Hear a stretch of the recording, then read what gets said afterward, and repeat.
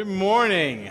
Welcome to Morristown Unitarian Universalist Fellowship this Sunday morning. I'm so happy to welcome you here. My name is Nick Walwork. I am the Director of Religious Education, and we're especially excited if you're here visiting with us for the first time, visitors, online and in person here, but we're excited if you're all here with us today. We are a spiritual community that appreciates the importance of and practice of appreciation and acceptance. We look for ways to empower each other in our spiritual growth, supporting each other through our journey from birth, childhood, youth, and adulthood. Welcome. If you have any questions about religious education, we'll do a little housekeeping up here in the top here. If you have any questions about religious education, we just released a bunch of programs that are going to be happening in the fall. All ages religious education on Sunday mornings, different groups and events. If you have questions about that, please see me afterwards, and hopefully I can answer those for you. If you don't get a chance to see me, send me an email or call and we'll chat about it. We have Michael Rosin, our director of music. If you guys have any questions about the choir, I know they're gearing up for the fall, and he'll be happy to point you in the right direction of meeting with that group as well.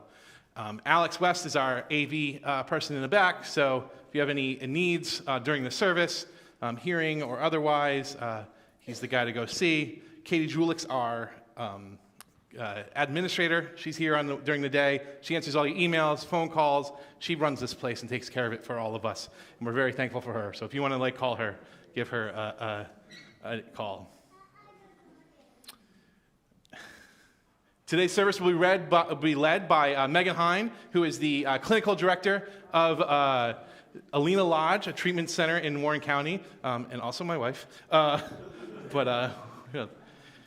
are announcements in the order of service. Also, we send out a weekly email. That is the most comprehensive way to get all of your information at the fellowship. If you are not receiving that every week in your email, you can sign up for it. Sometimes we unsubscribe to things by accident. I know I do. So you can resubscribe to that. If that's not working for you, you're still not getting them, or you don't know how to do all that, that's fine too. Just send Katie a note and she'll add you to that list. We also have a very exciting announcement today. Actually, I have two. I have one for later I'm very excited about. But this one I'm very excited about. Reverend Sasha Ostrom is here with us today, finally joining us officially as our settled minister. She started on Thursday, August 1st, and has hit the ground running, sending out a bunch of emails, getting to know people, getting to know all the groups that are here. I know she's scheduling a bunch of meetings coming up in the next couple of weeks. She will officially be in the pulpit on In-Gathering, which will be September 8th. So mark your calendars for that. But you can certainly say hi to her after the service. I think that's all we got today. Do we have our opening readers? They're just walking in here. I'm going to start with our opening words here. It is not easy. Let me ring our little bell first to start the worship. There we go. Those worship associates make it look so easy up here. It is not easy to find love at the center. There is not an easy set of easy instructions, number 1 through 7, or maybe even 8. It is not always easy to find love at the center. Today, in Covenant, we celebrate our living tradition, which invites us to take deep breaths of fresh air into the newness of every day, so our minds, hearts, and spirits will be continually nourished. It is not always easy to find love at the center. So today we gather in Covenant to celebrate the reality that love is the core of our beings, and the love will guide us if we open ourselves to the challenges which love requires of us. May we accept this challenge with dignity and grace. Amen. Hey, do you guys want to come up and help me light this chalice? Everyone? Grace? Charlotte? Alice? Come on. We're going to sign that covenant together, say that covenant together by lighting our chalice. So you guys know what to do? Go over there. Do it. And we'll read it together. All the grown-ups will. Ready? Love is the spirit of this fellowship, and service is its law. This is our great covenant, to dwell together in peace, to seek the truth in love, and to help one another. All right. Blow that one out. All right. Go sit.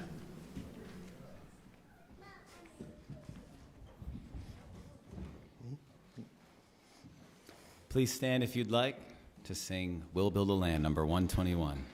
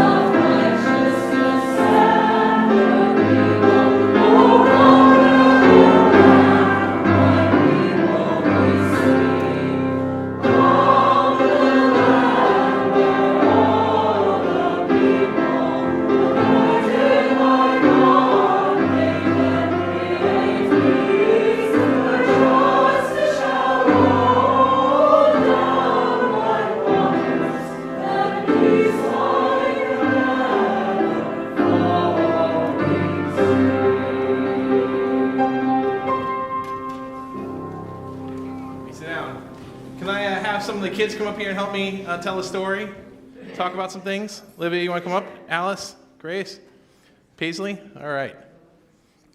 Come on up. All right. So let me ask you guys some questions, and then we'll get into it. Do you guys at home, do you folks at home ever fight with your siblings? Your siblings very little. I hope you're not fighting with yours yet, but maybe. Alice, you are. Grace, do you and Paisley fight at home sometimes? I favorite ice cream. Okay. Chocolate. Okay, your favorite ice cream chocolate. Okay, we're not going to talk about ice cream today. I know we did a couple weeks ago, but we're going to talk about something different. I need your help. Okay, so sometimes we fight with our siblings, and what happens when we fight with our siblings? Sometimes we push them around or we scream at each other, and then once we're done actually fighting, then what do we usually do? Apologize. What do we do before we apologize? Make up. If you were in my house, you run to your room and you slam the door very hard. That's what happens in my house a lot. I don't know if it happens in your house. Probably not. You guys are very well behaved, I'm sure. And never had that, right? And why do we think we run to our rooms and slam the door sometimes? Because we're mad. Because we're mad and we just don't want to talk to people. We build a nice little wall. Livia, can you help me out do something? Can you put that down? I need your help for something. Can you stand up and help me? Livia, come here. She says, I need a break, Livia said. Oh, yeah. Is that what she says? Yeah, she needs a break. That's good. Livia, come here. Come here. Can you stand behind my wall right here? For me, we're going to pretend something. Do you want to do it? No? Grace, you want to come stand behind my wall? Or sit behind my wall? Okay, so sit behind my wall. Okay, we got it now. We know we got the game. Okay, you guys can both be in there. So now, let's pretend that Paisley and Alice got into a fight with Livia and Grace, and they put themselves behind the wall. What was the next thing you said that we do when we have a fight? Apologize. How easy is it to apologize through a wall or a slammed door? I don't know. Not very good, right? Because you can't make eye. Huh? You knock, and sometimes they won't answer. And so sometimes, so this is a little metaphor. Do you guys know what a metaphor is? Do you guys know what a metaphor is back here? Stay back there. You're good. You're good. Stay hide. You're behind your wall, because we're going to get on the metaphor. It's kind of like in life, we put up these walls, and we say, we don't want to talk to people. They're so mean to us, or we're so angry. And it's not a very good conversation to have. And we want to say we're sorry at some point, right? So what's a better way to maybe talk to Grace right now? What do you think? Tell her you're sorry, but you can't talk to her because the wall's in the way. What do we do with this wall? We break it down. We can get rid of it, but maybe Grace needs a little more space. That's why she went in her room before. But maybe, bear with me, maybe we can build a shorter wall. Can we help me build a shorter wall real quick? Okay, help me build a shorter wall so we can see Grace, but she still can stay behind there a little bit, okay?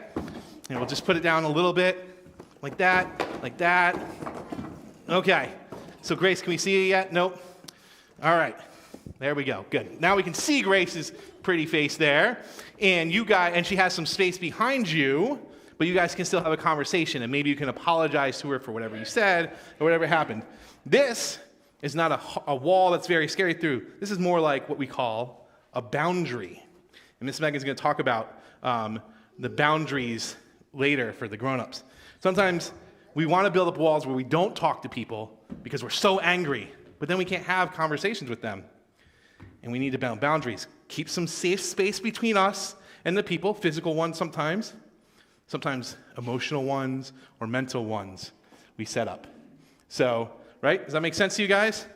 So let's stop slamming doors in our houses, Charlotte, Alice, all of you, and have conversations. But we can take space away from each other if we need to. You can come out now, absolutely. All right. Why don't we go sit back down, okay? Where's my phone?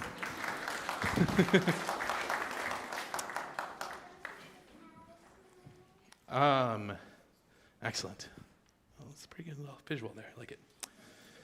I got a text message milestone. Now is the time where we share our milestones and passages with each other as a community. Really, this is all about building community. Building boundaries is about building community. You'll hear more about that. But that means sharing in the things that are going well and things that are troubling us today. There are slips in the back if you ever want to have them read aloud or given to our care team. The ushers will hand those to the staff, whoever's leading, and we'll either read them out or not if you don't want them to, but we'll pass them on to who need to. But I got one last night that I'm very excited to read. It's from Brooke and Candace. They said, "We are home. After 85 days in the NICU, Bromley was finally discharged yesterday. We are home as a family of 4. I know. It's the best text I got all day yesterday. We are so grateful for all the love and support that you have sent our way during this difficult and challenging days of our lives, and we are so appreciative of those who have signed up to help for the remainder of August and help us take with tasks and meals as we continue to bond with our babies and recover from this experience. We look forward to rejoining you all soon." We're very excited for Brooke and Candace and Bromley and Bronlyn.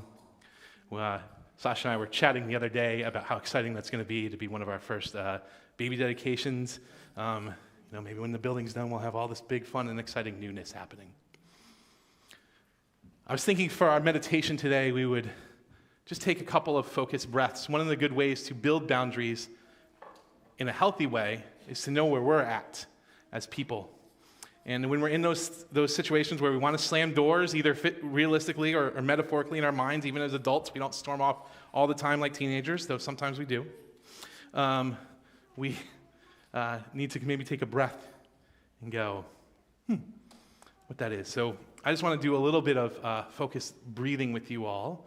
So, you kids, I know in the service it gets kind of long and boring for you guys, but this is something you can do too, okay? Charlotte, Alice. I got another one. Hold on. I don't want to miss out. From Shari Lowe. Yesterday was the 28th birthday of my daughter, Sarah, who grew up here. So very exciting. Sarah, who grew up here. Awesome. Thank you. Alice, you want to come sit up here and breathe with me and be still? No? Okay, great. So let us just take a moment, close our eyes, or rest our gazes gently ahead of us. If you have something in your hands, like your purse or your phone or a toy, maybe you should put it down for a second. Just focus on breathing. Just take a few minutes. Feel where the breath comes into your body and feel where you feel it in your body. Maybe it's your nostrils, the coolness in this humidity. Maybe you feel your lungs filling up. Let's just take a moment to center ourselves and quiet ourselves today.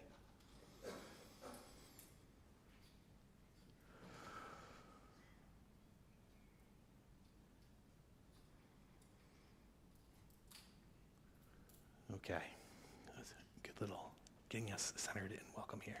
You can open your eyes and we will move on with our service. Thank you guys for at least being chill over there. We're going to sing a song, I guess, now, right? Please stand if you'd like. Or you can say so.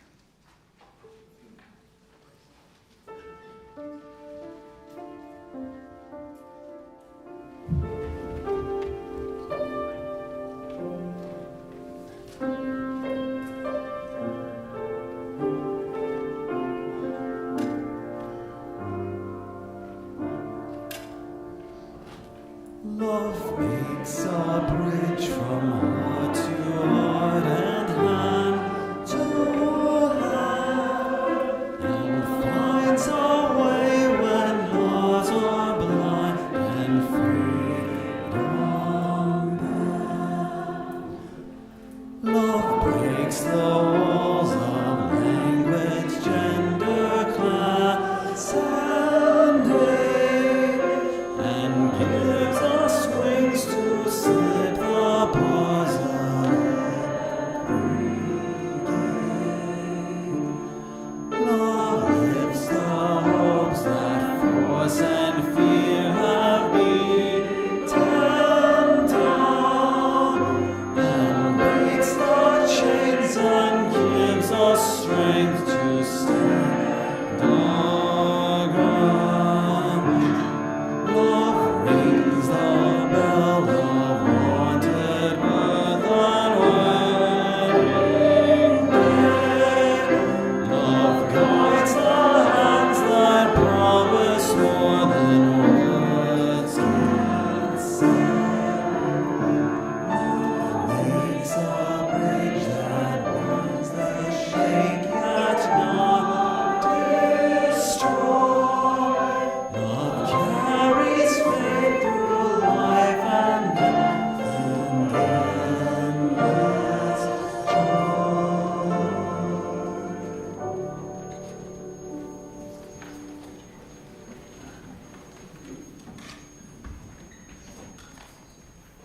This morning's reading is an excerpt from The Language of Letting Go by Melanie Beatty.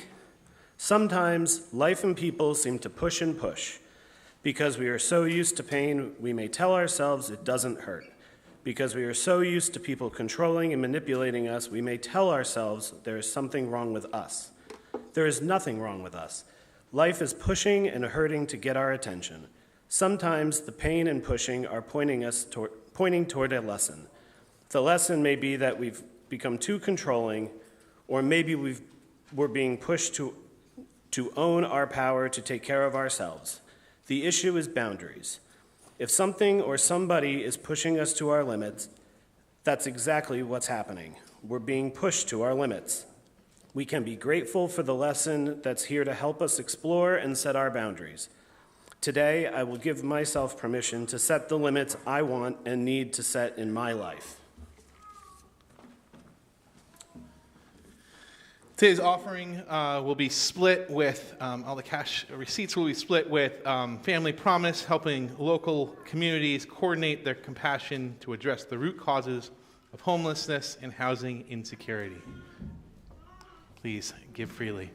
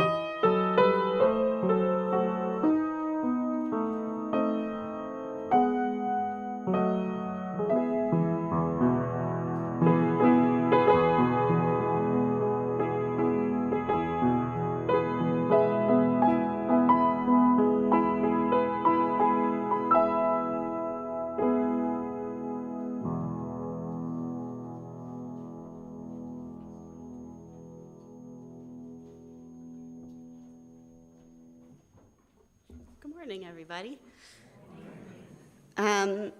So I am Megan. I am Nick's wife, but that's not why I'm up here. It is how he knew that I could talk about this, because we do share a home. So I am the clinical director at Alina Lodge, which is a residential drug and alcohol treatment center in almost Pennsylvania, New Jersey. And it is a 12-step based program. And part of what I do, part of what many of us do there, is really try to teach our clients, we call them guests, so if I say that, that's what I mean, our guests how to establish, maintain, understand their boundaries and the boundaries of others in their lives. It's an important skill that people in early recovery do not have often when they arrive at our door. And it's especially important, right, to be able to understand the boundaries that they need to establish in early recovery, not just in the treatment center, right? They're literally living on top of each other for 28 or more days. So there are physical boundaries of sharing rooms with people that aren't the people you share a home with that they have to experience. The boundaries of, I don't know, somebody asking to borrow too many of their shirts and not give them back, all of that. And then what they take with them, ideally, if they can learn to practice setting boundaries in the setting where they're safe, is that they can establish their own boundaries outside in the world, right? And respect and understand the boundaries of the people who love them, who've been through a lot of hurt and pain and difficulty with them along the way. So, that being said, again, share a home with this man so he knows that that is one of the things that I really put a lot of energy into teaching our guests. And so apparently there was a conversation a couple months ago between Nick and Joel about boundaries, and Nick said, you know, I have this wife who talks about this a lot professionally. Maybe we could use her. And at the time I said, great, no problem. And then 2 weeks ago, he was like, do you remember that you agreed to do that? And I was like, sure, let's go. So this is not my forte, getting up and speaking in front of people. I'm really good in a room with one person who's resistant to treatment, who needs a lot of education. But this, not necessarily my gift, but I will share with you what I know. So I will start by asking you this question. What if someone told you, guard this property diligently, because if you don't, I'm going to hold you responsible for what happens. But they don't tell you where the property is or how to protect it or give you the means to protect it. We need boundaries. We are in a relationship with nearly every person, every place, everything in our lives. And so when we are able to understand and establish and maintain healthy boundaries, it just enhances our relationships with all of the people in our lives. We can let go more easily into relationships and enjoy the fun and the growing and even the hard parts when we have healthy boundaries with others. Having boundaries delineates where I and my physical space and my psychological space end and where another person's begins. Having boundaries means understanding that my limits are real and that your limits are real. So there's a lot of talk in the world, a lot of research about boundaries, but I'll just kind of break them down. I literally spend hours talking to my clients about boundaries, so I'm trying to sort of shrink it down for you, so I am doing my best. The types of boundaries, right? So there's our physical boundaries, and those can be really simple and they can be really complex. Physical boundaries, what does that look like? It's food, it's clothes, it's shelter, it's money, it's property, it's gifts. It can be our personal space, touching, eye contact, privacy, right? Those are our physical boundaries. And then there are mental and emotional boundaries. Those are our beliefs, our thoughts, our ideas, our feelings, decisions, choices, energy, needs, time alone, individual differences, love, the list goes on and on and on, relationships, responsibilities, secrets, roles. Those are all of the things that we have in our emotional boundary basket. And with that, too, there can be the violation of that emotional boundary, right? Being told what we should believe, what we should think, what we should feel. Being accused of or blamed for something that really isn't our issue, it's someone else's. Those are emotional and mental boundaries, too. And then there are spiritual boundaries. So those are our personal experiences, our relationships with the higher power, our spirituality, our religion, our spiritual path, our spiritual preferences, our spiritual practices. Those are all ours, and others have theirs. So we learn really from infancy. We learn about boundaries. I mean, when we are born, we are literally removed from a boundary, right? There's a boundary between us and the womb. And as we grow, we learn and understand and get a better sense of boundaries. You know, we all recognize the toddler who kind of goes off exploring, but all the while they're like making sure you're still there too, right? And then kids enter school age and they start to get exposure to other kids. And then, you know, I have a tweens and teens who are very much testing their limits and boundaries as they move about the world, right? With each other, with us, as parents, grandparents, people who love these kids. They're testing their limits and boundaries. And then in adulthood, we get a chance to really maintain, practice, keep boundaries. And in that, there's an opportunity to sort of shift from reactivity to others to sort of a creativity in how we respond to others. Boundary setting is about really being our authentic selves, really knowing what matters to us, what we value, and being able to express that to others in a way that helps us have these healthy relationships with others. Boundaries communicate the idea that what I value, I will protect, but what you value, I will respect. I'll say that again. What I value, I will protect, but what you value, I will respect. When we are able to communicate clearly, directly, honestly, sensitively, we are learning to speak from the best part of ourselves to the best part of others.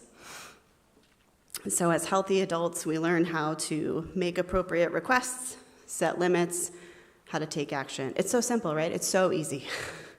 It's not. You may or may not be able to identify your emotions right away when you're in a situation where you feel boundaries may be being tested. But even when we can't really make sense of our emotions in the immediate moment, we can control our behavior. And that is an essential, I said before that where I work is based in the 12 steps of recovery. That's a really essential tenet of that recovery process is the understanding that I only have control over what I, Megan, do and how I respond to things. I can't control another person. I can't control the weather. I can't control the fact that my kid had her shoes off for a portion of this service. I can only control me. And so then there's also this expression in 12-step recovery, but it's elsewhere. You've heard it, fake it till you make it, right? Sometimes even if we know that we're not totally bought into what's right or what's healthiest or what's best, we can kind of act as if until we get there. There is an example that I saw, and I actually, I would shift it a little bit because it kind of speaks to maybe the era this example was written in. It's about a skateboarder who's a troublemaker, and as a person who has a brother who was a skateboarder troublemaker, it just kind of speaks to the era. But anyway, so here's this example. A skateboarder taunted a woman by skating too close to her, knocking the newspaper she held out of her hands. The woman at first reacted explosively by yelling and calling the adolescent every derogatory name she could think of. He just laughed and walked away. Overcoming that first raw reaction, she called him back, this time explaining in a much calmer voice, "What I meant to say is that you scared me. I thought you were going to hurt me." So being able to shift the way we respond from a reflexive reaction to a reflective reaction. So when we're establishing healthy boundaries, we're really understanding that we're responsible for what makes up us, who we are. And that can be really hard and painful without the right parameters. And it gets confused by all of the other things we bring with us to the table, right? The things that we're taught, the things that were said to us that ingrained a belief in our heads, the things that we learned in relationship with others along the way. But boundaries can also help us define what's not ours, right? We're not responsible for other people. Again, something that can be really hard to understand, but such an important tenet of the work that I do with people in 12-step recovery. We're expected to have self-control. Nowhere are we commanded or expected to have other control. Doesn't work. So some characteristics of healthy boundaries, right? Presence. A boundary has to be in our awareness to some degree for us to be able to maintain it, to uphold it. It has to be appropriate. It has to make sense for the situation that we're in. It has to be protective. Boundaries are meant to protect us in some way from something or some situation. We have to be clear. There has to be clarity around our boundaries. A firmness. That's up to us to decide how firm we want our boundaries to be versus flexible, adaptable. We have to be able to maintain our boundaries. Do we need to keep this firm on a specific boundary for a period of time to get what we want or get what we need? Do we need to maybe relax the boundary a little bit to get what we want or get what we need? Flexibility, as I mentioned. How flexible do we need our boundary to be? We have to be able to be flexible when it's appropriate for our healthy individual human wants and needs. You know, for me to say that I have to have something a certain way with all people I interact with is not realistic. There are some people I can be more flexible with than others with my boundaries. Another characteristic of boundaries is that they're receptive. You know, to be able to recognize, would it be useful or enjoyable for me to loosen this boundary a bit and maybe let another person or behavior or experience in? So those are the things that we need in a healthy boundary. Here's what boundaries aren't. They're not set by other people. That doesn't work. We set our own boundaries and limits. It may take a while to learn this, and when we're used to having others tell us what to do or how to feel, it can take even longer. Other people may have modeled unhealthy boundaries for us along the way, so we just sort of think that that's how we have to operate.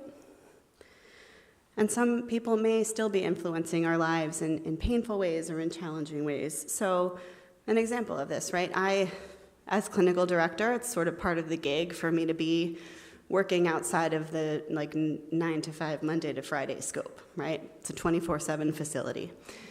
But it is up to me when I take the extra calls, when I hop right on Outlook to respond to emails. That's my boundary to set. That's not the boundary of my clinical team who reports to me or my CEO who I answer to set. Boundaries are not primarily hurtful or harmful. Yeah, sometimes they hurt, but they're not. When we're setting a boundary with the intent of being hurtful or harmful, it's not a boundary. We're just trying to hurt someone.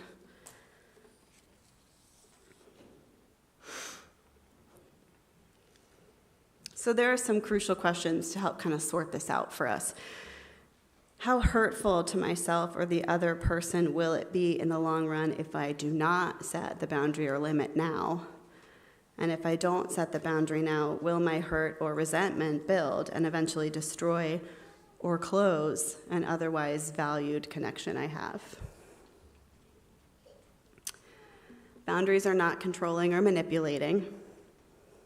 We heard language like this in the reading that Jason shared.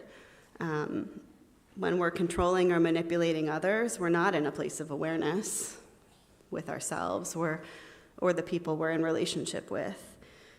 We can be invasive, dominating, and all the while we might feel ashamed, we might feel scared, we might feel guilty, end up feeling really drained when we're in a relationship where the boundary we're trying to set is just controlling or manipulating someone else. We may end up feeling enmeshed or fused with the other person, codependent in the language that we would use in my facility. Examples of that, things like, I won't let you talk to your sister anymore, ultimatums that we have had put on us or put on others. Those are the moments where it's not a boundary, it's control or manipulation. And boundaries are not a wall. We saw that example.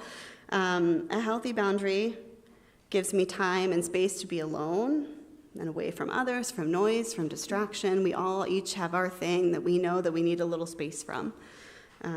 But when we wall ourselves off from other people and places and situations, we're choosing not to be in a relationship versus choosing to work towards a healthier relationship.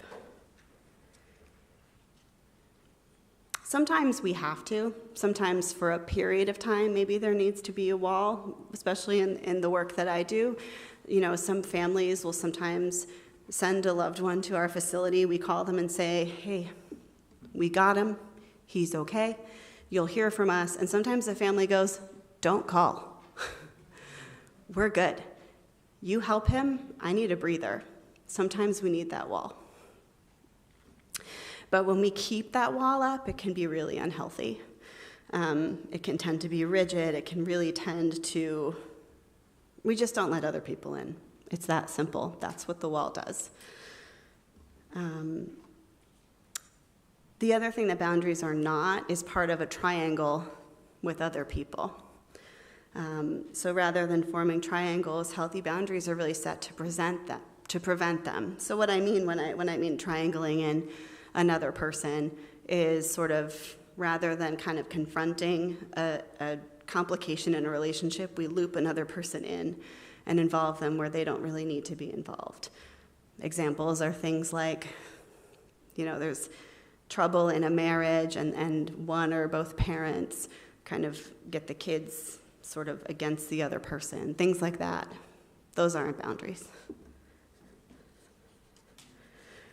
We're really taking care of ourselves when we set boundaries.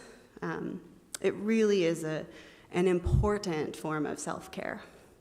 More so than, I know culture has kind of talked about self-care like it's going to the nail salon and things like that, but self-care really is the inner work. It's things like setting boundaries and holding boundaries. Our internal chorus, again, what we come to the table with, is comprised of voices of criticism from parents, relatives, bosses, teachers, anyone along the way. Our family of origin gives us so many things to bring to the table. And of course, our own critical voice too. Let's not forget that. We all have that voice, and it's often the loudest one in the room. So the more we can practice sifting through these voices, the better we are going to get at identifying and respecting our own boundaries. Boundaries differ for each individual. Something that just is not a thing that is a sticking point for me might be something that really activates somebody else to the point where they know that they need to set down a boundary. And so we have to be able to understand that everyone's boundaries are different. And my boundaries can be different from Nick to Charlotte to Alice to my coworkers. It's not simple. So it's important for us to just pay attention to our instincts and our feelings. If like an interaction is kicking something up in us, we're feeling like it's uncomfortable, a boundary is probably being crossed, and it's important for us to take pause and just recognize that. And we're all going to get better at developing strategies for self-care when we're able to better care for ourselves in this way. So again, boundaries are about defining what is me and what is not me. What's my responsibility, what's my stuff versus somebody else's. It shows where I end and where somebody else begins, and in the middle where we meet can be a beautiful relationship. Taking responsibility is really about about giving us freedom. And so I wanted to just end this today with a reading from Hope for Today, which is a daily meditation for members of Al-Anon. And Al-Anon is a group for anyone impacted by someone suffering from substance use disorder. I demonstrate dignity and respect for myself and for others when I honor my values as well as theirs. Today, I have the option to set limits, to draw a line that I will not allow to be crossed. I want to thank you all for sharing your time with me this morning.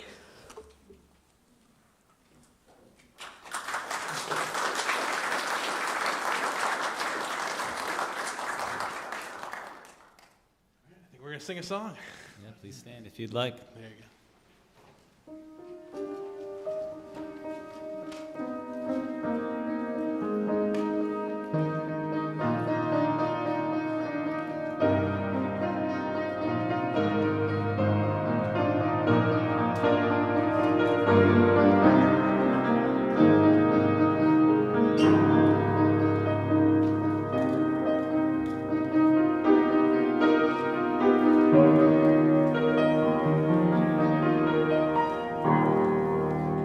When our heart is in a holy place, when our heart is in a holy place, we are blessed with love and amazing grace. When our heart is in a holy place, when we trust the wisdom in each of us, every color, every creed and kind, then we see our faces in each other's eyes.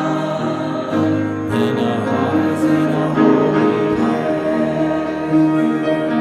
heart is in a holy place. When our heart is in a holy place, we are blessed with love and amazing grace. When our heart is in a holy place, when we tell our stories from deep inside, and we listen with a loving mind, and we hear our voices in each other's words, and our heart is in a holy place.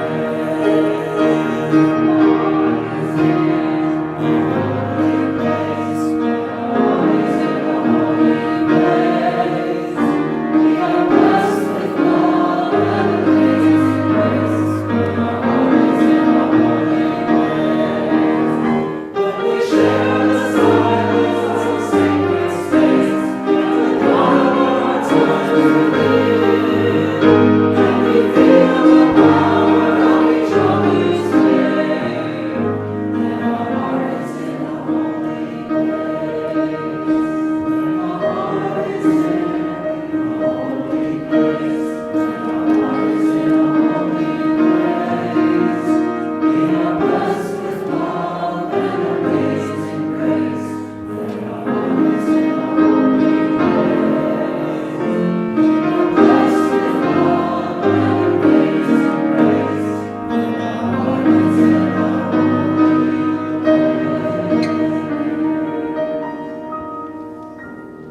Friends, as we go from this place, we seek to make the world a better place. We seek to put love in the center of things. We can only do that if we take care of ourselves first. Setting boundaries, breathing, taking care of ourselves. Go from this place, taking care of yourself to make the world a better place. Amen. Thank you.